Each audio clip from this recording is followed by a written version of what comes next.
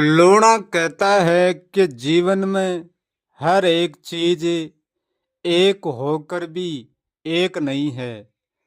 सब चीजें अपने आप में अलग अलग हैं। ये सब चीजें अलग अलग कैसे हैं? आज हम इस सूत्र में एक उदाहरण लेकर समझते हैं। एक समुद्र का उदाहरण लेते हैं और उसके उदाहरण से हम इस पूरे अस्तित्व को समझने का प्रयास करते हैं। पानी का जितना बड़ा भी समुद्र है, जितना बड़ा भी सागर है, जितनी बड़ी भी नदी है, और सबको वो एक ही दिखती है, परंतु वह एक होकर भी एक नहीं है। यदि समुद्र की बूंद को हम एक एक बूंद करके और सागर से अलग कर देंगे तो फिर वहाँ सागर कहाँ बचता है। एक एक बूंद पानी की सागर से अलग कर देंगे तो वहाँ कोई सागर नहीं बचेगा, क्योंकि सागर की जगह खाली हो जाएगी, वहाँ से सागर सूख जाएगा। मानो सागर 100 कोस में फैला हुआ है और हम सागर की एक एक बूंद अपार कोस में फैला देंगे तो सागर का कोई अस्तित्व नहीं रहेगा।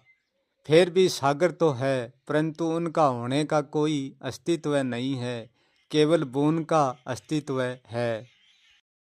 और बूंद से ही हम एक एक शुक्राणु निकाल लेंगे। हर बूंद से एक एक शुक्राणु निकाल कर अलग अलग कर देंगे हैं तो फिर बूंद भी नहीं बचेगी, बूंद का भी कोई अस्तित्व नहीं बचेगा, केवल जल के शुक्राणु का ही अस्तित्व मात्र रह जाएगा। समझने के तौर पर हम एक शुक्राणु का 4 हिस्सा करते हैं, तो शुक्राणु का एक हिस्सा हम निकाल लेंगे तो पीछे शुक्राणु का 3 हिस्सा बचेगा, और तीसरा हिस्सा निकाल लेंगे तो 2 हिस्सा बचेंगे, और चारों हिस्सा हम अलग अलग कर देंगे तो शुक्राणु भी नहीं बचेगा। इसलिए जब शुक्राणु का भी कोई अस्तित्व नहीं होगा, मानो एक जड़ के शुक्राणु का सूक्ष्म इतना बारीक ही, इतना अनंत बारीक ही, जो बहुत सारा सूक्ष्म जुड़ की एक शुक्राणु बनता है, और बहुत सारा शुक्राणु जड़ की एक बूंद बनती है, और बहुत सारी बूंद जुड़ की एक नदी बनती है, और बहुत सारी नदी जुड़ के एक समुद्र बनता है, और बहुत सारा समुद्र जुड़ की एक सागर बनता है। जब कोई भी चीज को हम जोड़ते हैं, कोई भी शुक्राणु को, कोई भी अणु को, तो वो जुड़कर एक हो जाते हैं और एक होकर विशाल हो जाते हैं। और जब हम अणु और शुक्राणु को तोड़ते हैं तो जब वो टूटते जाते हैं और खाली होते जाते हैं, जो टूटते हैं, जो जो उनका अस्तित्व मिटता जाता है। ये पूरे अस्तित्व का जोड़ है, ये बहुत अनेक का जोड़ है, उसकी कोई गिनती की तो कल्पना ही नहीं कर सकते हैं। और जब ये अस्तित्व का जोड़ टूटते हैं तो अणु कणु शुक्राणु तो फिर भी स्थित रहते हैं, परंतु ये जोड़ नहीं रहता है और ये अस्तित्व नहीं रहता है। ये पूरा अस्तित्व एक होकर भी एक नहीं है, ये अनेक से ही एक है।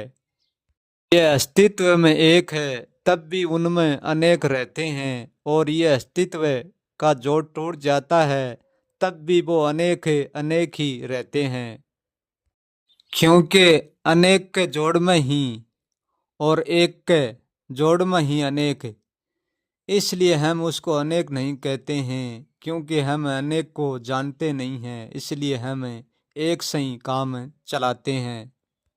ये पूरी धरती एक एक कण से बनी हुई है, ये पूरा हमारा शरीर एक एक कण से बना हुआ है। ये पूरा अस्तित्व एक जोड़ है और जोड़ से ज़्यादा कुछ भी नहीं है।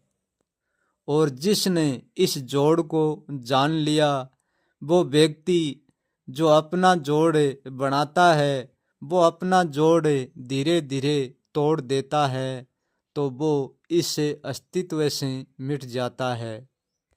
क्योंकि अस्तित्व का जोड़ अनेक से है और एक अस्तित्व एक में होकर अनेक का जोड़ एक अपनी इच्छा से कभी भी नहीं तोड़ सकता। ये जोड़ जब भी टूटता है कि जो अनेक अपनी इच्छा से तोड़ने पर उतर जाते हैं, तब भी अस्तित्व का जोड़ टूटेगा, अन्यथा अस्तित्व का जोड़ कभी भी नहीं टूट पाएगा। क्योंकि जोड़ ही अनेक ने मिलकर बनाया है, तो तोड़ भी अनेक है मिलकर ही तोड़ेंगे, एक कोई भी नहीं तोड़ सकता। जो व्यक्ति जितना ही अपना जाल रचता है, वो व्यक्ति अपना जाल जरूर तोड़ सकता है, परंतु पूरी ब्रह्मांड की एकता को नहीं तोड़ सकता। क्योंकि पूरे ब्रह्मांड को एक एक कण को टूटने का स्वयं को अधिकार है, क्योंकि स्वयं जुड़कर एक बने थे। ऐसे टूटने का सब अणु को अधिकार है। जब तक ये अणु स्वयं टूटकर अलग नहीं होंगे, जब तक ये ब्रह्मांड कभी भी नहीं टूटेगा। जब ये अलग होंगे, पूरा ब्रह्मांड बिखर जाएगा, जोड़ टूट जाएगा, तो ये बिल्कुल खाली हो जाएगा, खलक नहीं रहेगा, खाल नहीं रहेगा। जोड़ में है, ये खाली होकर भी खाली नहीं है, ये खलक है। क्योंकि हर चीज में एक एक शुक्राणु का और एक एक अणु का एक एक कण का जोड़ है, तभी तो हम उस चीज को तोड़ सकते हैं और जोड़ सकते हैं। यदि जड़ में एक एक शुक्राणु नहीं होते, तो जड़ में हम कभी भी जगह नहीं बना सकते। नदी में हम कभी भी गड्ढा नहीं भर सकते, क्योंकि ये जड़ नदी से कभी टूटता ही नहीं, तो हम गड्ढे में कैसे परिवर्तन कर पाते। यहाँ हर शुक्राणु का टूटना निश्चित है, तो जुड़ना भी निश्चित है। लूणा कहता है कि नदी के पानी को हम घड़े में परिवर्तन कर लेते हैं, तब वो पानी घड़े का आकार ले लेता है। वो नदी का होकर भी नदी का नहीं रह जाता, घड़े का हो जाता है। क्योंकि वो घड़े का आकार लेता है और वो घड़े में आता है, इसलिए तो वो अनेक पात्रों में भरा जाता है। यदि वो एक घड़े में नहीं भरा जाता, तो वो कभी भी अनेक नहीं हो सकता। और घड़े का पानी हम वापस नदी में मिला देते हैं, तो फिर हम नहीं पहचानते हैं कि हमारा घड़े का पानी कौन सा है। नदी अपने सम्मिलित कर लेती है घड़े के पानी को, परंतु हम पानी की पहचान भलाई नहीं कर पाते हैं। परंतु सच ये नहीं है कि जिस घड़े के आकार का पानी हमने नदी में मिलाया था, वो पानी नदी में होकर भी अलग है, नदी के साथ होकर भी वो साथ नहीं है। वो भलाई घड़े का पानी नदी में मिल गया है, परंतु वो नदी में ही अपने घड़े का आकार नहीं खोया है, वो अपने आकार में ही नदी में जीता है, नदी में रहता है। परंतु हम उसको नहीं पहचान पाते हैं। बाहर की दृष्टि से हम देखेंगे तो वो हमको एक ही लगता है। लूणा कहता है कि ऐसे ही नदी की भांति इस जीवन में जिस भी प्राणी ने जन्म ले लिया है, वो भी कभी भी एक होकर भी वो कभी भी एक नहीं हो सकता। इसलिए ये संसार बाहर से भी अनेक है और भीतर से भी अनेक है। ये बाहर भी सब कुछ एक होकर भी एक नहीं होता है, और ये भीतर भी एक होकर एक नहीं होता है। ये संसार अनेक है और अनेक ही रहेगा, ये कभी एक नहीं होएगा। यहाँ सबका एक मालिक होकर भी कोई का मालिक नहीं है। सब अपने अपने मालिक हैं। यहाँ जिसको होना होता है वो कभी भी अकेला होकर भी नहीं हो सकता, क्योंकि होने के लिए एक दूसरों की सहायता लेनी पड़ती है। दूसरों के जोड़ से ही एक होता है। यदि दूसरे का जोड़ नहीं मिलेगा तो एक नहीं हो सकता, एक होकर भी एक नहीं हो सकता। क्योंकि जब जोड़ में आता है तब भी वो दिखता है और तब भी वो जानने में आता है। और जिसका जोड़ नहीं है वो कभी भी देखने में नहीं आता और ना वो कभी होने में आता। वो होने और न होने दोनों में भी नहीं आता। जिसका जोड़ नहीं है वो कभी एक भी नहीं होता और दो भी नहीं और वो अनेक भी नहीं।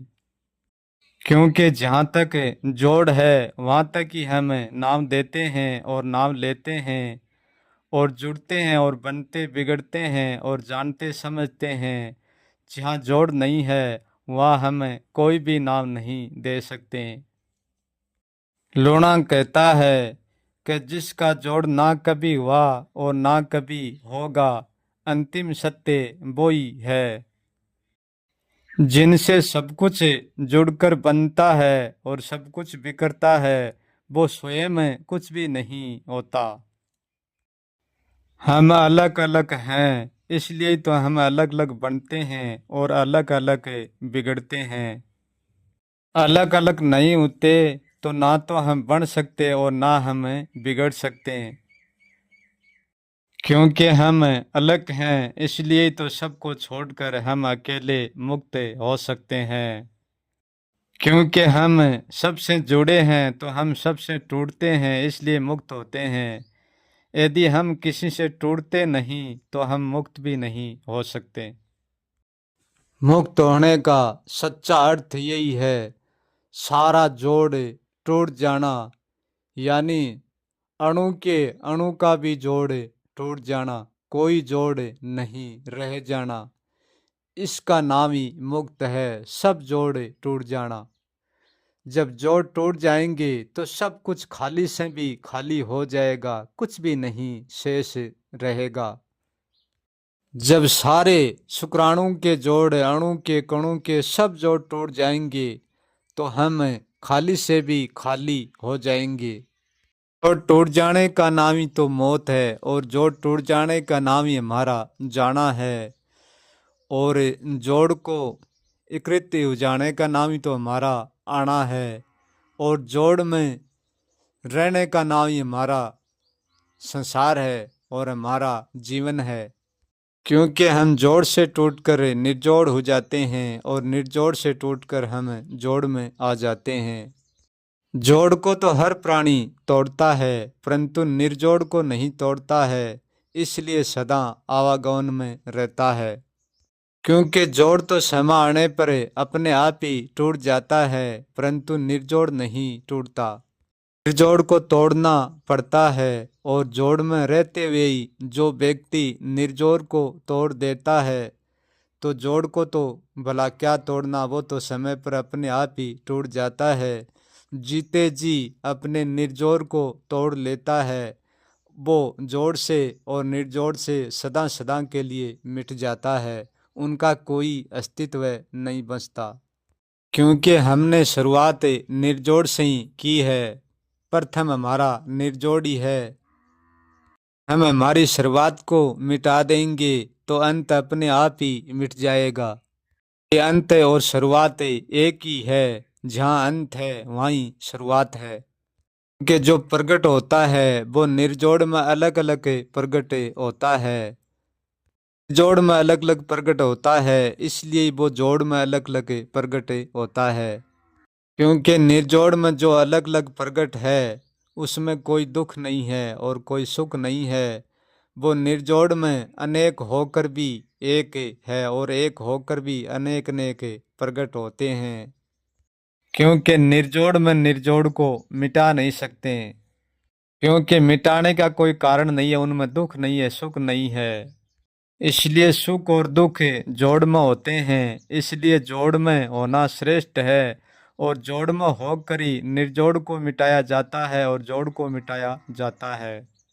लोणा कहता है कि मेरे निर्जोड़ का निर्जोड़ तो टूट गया और समय आने पर ये जीवन का जोड़ भी टूट जाएगा। इसलिए मैं कुछ भी नहीं हूँ, ना जोड़ का मालिक हूँ और ना निर्जोड़ का कुछ भी नहीं हूँ।